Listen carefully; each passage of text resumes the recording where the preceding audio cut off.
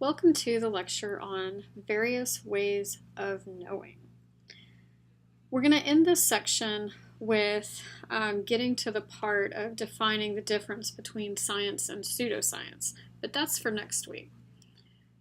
Before we get to science versus pseudoscience, we're going to talk about various ways of knowing information. Pretty much, we're interested in understanding how we acquire knowledge. We acquire knowledge through 4 different primary means: through personal experience and common sense. This is also called the method of intuition. We acquire knowledge through experts and authorities in certain areas. This is the method of authority. We also sometimes, unfortunately, acquire knowledge through popular and media messages. And lastly, we acquire knowledge by and through ideological and even political beliefs and values. We tend to think of this type of knowledge acquisition as the method of tenacity, as these beliefs and value systems seem to be prevalent in individuals' lives, as they can be passed down from generation to generation, and they seem to stick around within cultures more readily than other types of knowledge-based acquisitions. So if we start with the first type of knowledge acquisition, knowledge obtained from personal experience and common sense, if something happens to us or we personally see it or experience it, we are likely to accept it as true, with or without any context. Seeing is believing, right? Many people insist on believing what they see over carefully conducted research that was designed to avoid errors of personal experience. Here's a cartoon where seeing is believing from 2 different perspectives. Everything we hear is an opinion, not a fact. Everything we see is a perspective, not the truth. Marcus Aurelius said this.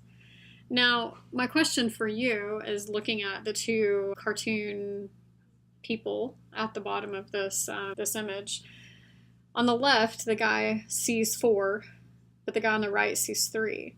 Now, do you think you could convince the guy on the left that there are only 3? And how might you go about that? So this is what we mean by seeing is believing, or personal experiences. Now, this brings us to kind of a different idea, and it mixes some of our ways of acquiring knowledge with the media. We'll see a lot about media influence in knowledge acquisition today. But this is the idea of propaganda. So if we look at the way that images or ideas are portrayed, you can see that sometimes people will purposefully use the distortions of personal experience to mislead others through propaganda. Cons or fraud, magic tricks, political manipulations, and even advertising gimmicks. Here's one from McDonald's. So many choices with so little calories. Now, hopefully you have an idea that, eating foods like this are really not that healthy for you, even if they may have lower calories. There are definitely more healthy things to eat.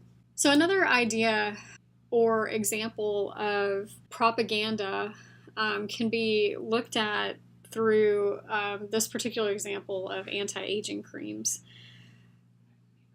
There are entire subfields of study that are devoted to uncovering the ways we misjudge, over or underestimate, and even make mistakes. And here's a great example. Women tend to stick with skin creams that do not work. In fact, the less effective a beauty product or treatment, the more likely women are to keep using it. So here's an article that was published in the New York Times back in 2007. called Wrinkle Cream Not Working, Give Me 2 More Jars. I've only posted a picture of this article, not the entire article, but just to kind of give you the gist. This was a study where 300 women in England and Qatar, ages 27 to 75, who were trying to achieve a more youthful appearance by using different creams and vitamins and such, were surveyed. The data, I'm just paraphrasing here, but the data showed that among the women who thought treatments were not working, 27% stopped using the treatments or the creams. However, among women who thought treatments were working, 55% stopped using the treatments. The researchers think that women that keep doing something they think isn't working is likely because when people don't feel good about themselves, in the case of their appearance of looking older, fear tends to be a powerful motivator for success. So therefore, the fear about looking older spurred women to keep trying these products even though they weren't working. And the women had agreed that they weren't working. Not to mention that these creams, a few of them shown here, are not cheap. They range from $30 an ounce to $100 an ounce. Very expensive. And so not only if women can agree that these creams are not really doing anything, but they'll keep using them and they'll keep paying a large amount of money to keep using them.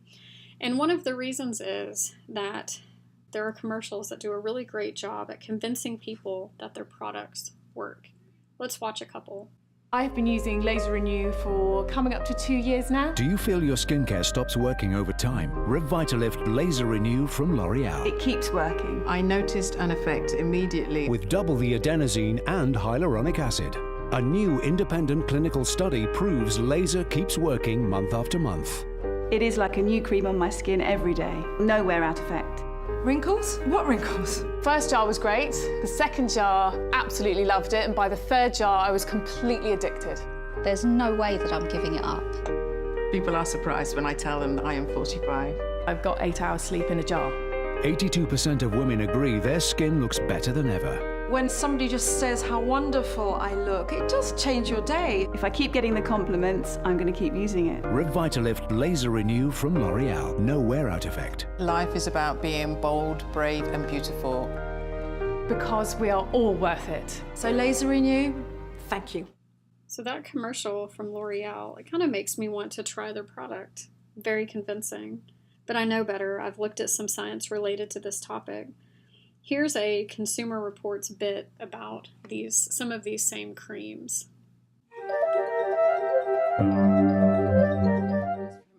Skin damage can be hard to spot until it's too late. This instrument can help people actually see the damage better than the naked eye. But is there any way to undo what's already been done? Americans spent roughly $1.5 billion on anti-aging face products last year alone. The smorgasbord of options now includes a growing number of anti-wrinkle face serums, which are thinner than creams and soak into the skin quickly. Consumer Reports tested 9 serums, including ones from Olay, Lancome, and Neutrogena. They cost anywhere from $20 to $65 and claim to reduce the